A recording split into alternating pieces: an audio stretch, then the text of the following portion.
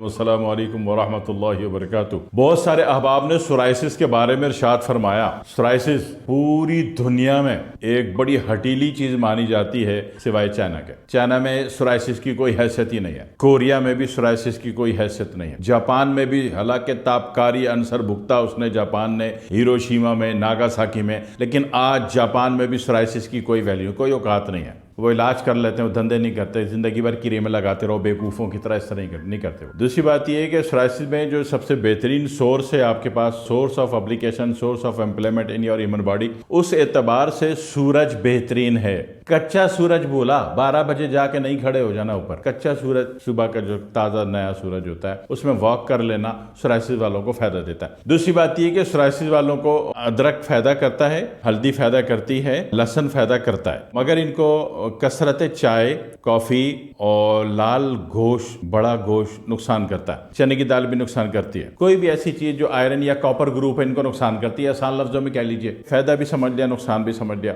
दूसरी बात ये कि अभी इलाज के एतबार से सोराइसिस के इलाज हैं भाई, हो जाता है, खत्म हो जाता है, जान छूट जाती है, पक्की बात है। तो जान छूटने के एतबार से जब बात करेंगे तो इसका एक तरीका जो जापानीज यूज करते हैं, तो इनका जो तरीका वो बड़ा ही आसान है, ठीक है ना। जैतून की जो जड़ है, जैसे हमारे पाकिस्तान में बहुत बड़ी मिकदार में काश्त हो रहा है जैतून, ठीक है ना। वजीरिस्तान के इलाके में जैतून काश्त हो रहा है और उसकी ज़मीर उसको बहुत ही मुआफिक है और अल्लाह की बड़ी मदद है। अल्लाह उसको कायम रखे और वजीरिस्तान वालों को अल्लाह बरकत अता फरमाए, अल्लाह उसके लिए उनको खैर का जरिया बना दे, आमीन। तो एक तो जैतून की जड़, अभी जड़ जो है दरख्त से डायरेक्ट जड़ नहीं खोद देंगे, जड़ का इतराफ का इलाका कम से कम 10 इंच आगे के बाद जो जड़ है ये वाली खोद के निकाली जाएगी, ठीक है। दरख्त की जड़ को तबाह करोगे तो दरख्त तबाह हो जाएगा, और दरख्त तबाह करना बहुत बड़ा पाप है। दरख्त को आप काट नहीं सकते, गलती है आपकी। आगे सूख गया है दरख्त, बिल्कुल सूख गया है, खत्म हो गया, उसको आप काट लें, फिर उसका सेकेंडरी यूज कर लें। वैसे आप दरख्त को नुकसान नहीं पहुंचा सकते, बहुत बड़ा गुनाह है और बहुत बड़े मसाइब आते हैं जिंदगी में फिर, ठीक है, जिंदा दरख्त को नुकसान पहुंचाना। तो उसकी जो जड़ है, जड़ का 1 फुट छोड़ दें, 1 फुट के बाद जितनी जड़ है वो सारी तरफ से खोद के ले लें, बड़ी जबरदस्त चीज है। ताजा जड़ को कुचल दें, इसका पानी निकालें 1 लीटर, और 1 लीटर पानी कच्ची हल्दी का, ठीक है, दोनों को मिला दें, दोनों पानियों को। कच्ची हल्दी भी मिली जाती है अपने सीजन पे, वो पानी ले लिया 1 लीटर, इसका पानी ले लिया 1 लीटर, दोनों को मिला के धूप में सुखा दें, बस हो गया तैयार। ये पाउडर बना दें इसको, जब ये सूख जाए, हम देते हैं तो कौम को DW के नाम से दे देते हैं। तो उसके बाद क्या होगा कि जनाब अली, ये आपने अगर चाहें तो लगाना तो थोड़ा थोड़ा लेप लेके 2-4 कतरे पानी मिला के लगा भी सकते, मगर हल्दी का पानी मिलाया था लिहाजा रंग देगा, तो खैर जब सूख जाए तो बाद में साबुन से धो लेना, प्रॉब्लम तो नहीं है। और ये तो एक तरीका हो गया कि इससे ये जड़ से खत्म हो जाता है, क्योंकि इसके रात को तकरीबन आधा चाय का चम्मच आपने मुंह में रख के ऊपर से जैतून का तेल भी पीना होता है, तो खत्म हो जाता है। यानी कि 3 से 4 दिन में बंदा कहता है कि भाई मेरी जान छूटी। लेकिन अच्छा होता है कि जितनी मिकदार एक मुआलिज आपकी उम्र, आपका वजन, आपकी आवाज सुन के जो फैसला करके जितनी मिकदार देता है, नॉर्मली वो मिकदार खत्म कर लेने में आफियत है कि जड़ से मसला हल हो जाए। ये एक हकीकी इलाज है जो कि जापान में होता है, पक्की बात है,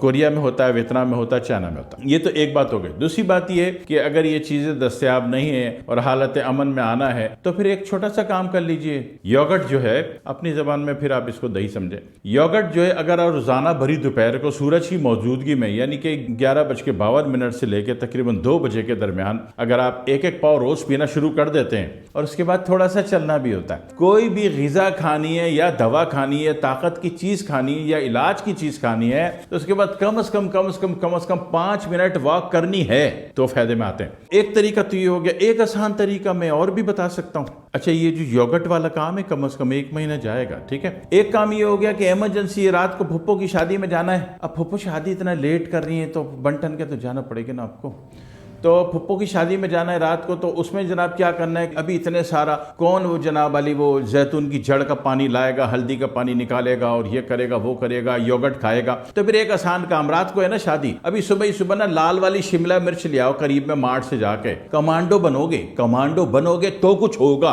कुछ करना है तो कुछ करना पड़ेगा ना, ऐसे तो नहीं होगा। तो अब जनाब शिमला मिर्च के 4-4 टुकड़े काट लो, एक टुकड़ा मली जाओ 1 घंटे बाद, हर 1 घंटे बाद जहां जहां सोराइसिस है, फिर 1 घंटे बाद वो फेंक देना, वो टॉक्सिन हो गया। अब दूसरा पीस बारीक सा काटा, उसको भी रगड़ी जाओ पूरा, हर एक एक घंटे बाद या 2-2 घंटे बाद करी जाओ। यकीन करो रात को जब फुप्पो की शादी में जाओगे ना मेकअप करके, किसी का बाप नहीं कह सकता कि आपको सोराइसिस था। इतने प्यारे लगोगे कि शादी तो फुप्पो की हो रही है, रिश्ते आपके लग जाएंगे। ठीक है, किससे? लाल शिमला मिर्च। और ये चुपती लगती नहीं है, देखने में मिर्च होती है। जिस तरह कश्मीरी मिर्च ना एक ड्रामा है, नाम उसका मिर्च है, मिर्च नाम की कोई चीज नहीं है उसमें, तेजी नहीं है, चुपती नहीं है, लगती नहीं है। तो इसी तरह जो शिमला मिर्च है ये आपको खाल को काटती नहीं है, इसके दांत नहीं लगे हुए। ठीक है, तो ये मल लिया आपने 2-2 घंटे बाद, रात को आपने साफ सुथरा करके वजू करके, मेकअप से पहले वजू कर लेना चाहिए। ठीक है, फायदे में रहोगे, उससे नूर आता है। फिर खुशक करके मेकअप कर लो, फिर शादी में चले जाओ। इंशाल्लाह फुप्पो की शादी में भी शरीक हो जाओगे, अपने भी रिश्ते लग जाएंगे। फिर मुझे दुआ देना, है ना। अस्सलामु अलैकुम वरहमतुल्लाहि वबरकातुहू।